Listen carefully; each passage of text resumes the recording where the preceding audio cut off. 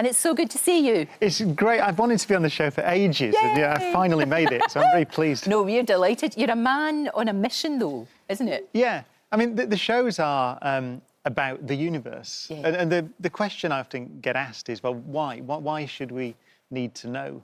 And I think that, you know, we all ask ourselves questions about why are we here? What's the point? And I think to answer those questions, you need to know something about our place in the universe. I mean, when you know that we orbit around one star amongst 200 billion stars in the Milky Way galaxy. And the Milky Way galaxy is one of 2 trillion galaxies. But on the other, so we're insignificant in one sense. But on the other sense, we don't know of any life anywhere else in the universe at all. We've not discovered any anywhere. Not yet. So it could, well, not yet. So I'm sure there is in that snowstorm of galaxies. But how many places are there where there are civilizations, where people can talk like this? I know. It might be very rare. Yeah. And so therefore we're valuable at the same time. Exactly. So that's what the show's about. It's about trying to say what we know about our place, but also what that can tell us about how we might behave. No, exactly. And it's for you, what you're brilliant at is making science accessible. Because I think, especially when people are really young, when they're young kids, curiosity. They're curious about everything. They're like little sponges. Yeah. And I think it's really sad that we sort of lose that as we get older. Yeah, because I don't think we connect sometimes with science. You know, the question, are we alone in the universe, is a scientific question. Yeah, but people probably don't see it like that. Yeah, exactly. And I think you're right, there's a childlike element to those questions, but they're not childish. They're actually really smart questions. And sometimes I think when we grow up as adults, we think, well, it's not, you know, it's not sensible to ask, you know, why are we here? But I think it's brilliant. Actually. I mean, I always remember my brother when he was wee, the only word he ever used was why. Yeah. Why? And kids, and sometimes people don't, we should try and answer that. And that's what I'm saying, that's what you do so well. Yeah, you know, you make it accessible for everyone. It doesn't matter what age you are. You make it accessible. Well, again, because as you say, I think it's that why. You know, why is the sky blue? Why are the leaves green? Why? Those are actually great questions. They are. And sometimes when our children ask, we go, oh, well, I know. don't worry about that. Just tidy your room up. But actually, it's a great question. No, it is, absolutely. You're a big fan of Carl Sagan. Oh, yes. Yeah, me too. He inspired me. I mean, for those people that haven't seen Cosmos, it was 1979, actually. Yeah. I think it's the greatest science documentary ever made. And he said that he had a great turn of phrase. One of the things he said that astronomy is a humbling and character-building experience. And I think it is. And one of the things I hope happens in the shows is people just look up at the sky. I mean, I know you got to Scotland quite a lot, don't you? And there you have this beautiful black sky. Yeah. You see the Milky Way. And just that act of just looking up and then thinking, what are those points of light in the sky?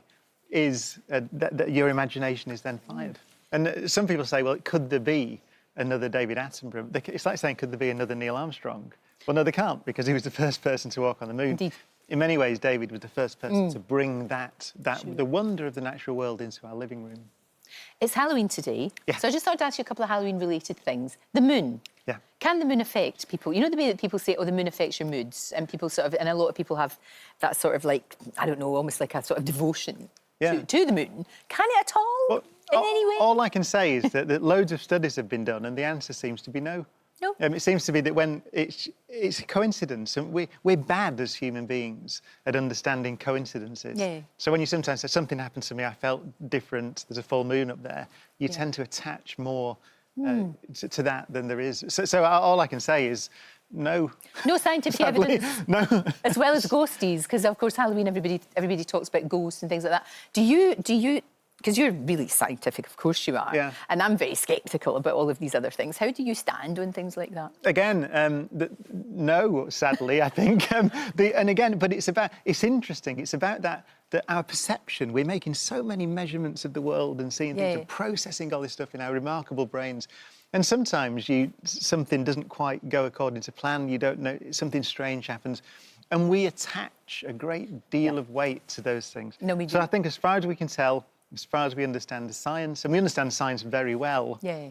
No. But I don't want to ruin Halloween. It's still great. Of course not. Exactly. It's still a really good holiday. Yeah. It's really good fun. When can we come and see you? Because this tour is global, isn't it? It's everywhere. It's going from the South Island of New Zealand to the Arctic. I'm doing a gig in the far north, a place called Svalbard. Amazing. It's going to be fantastic. But it's in the UK in February. Right. But because quite a lot of it's sold out, you can still get tickets. But we've put some more shows in September, including the O2.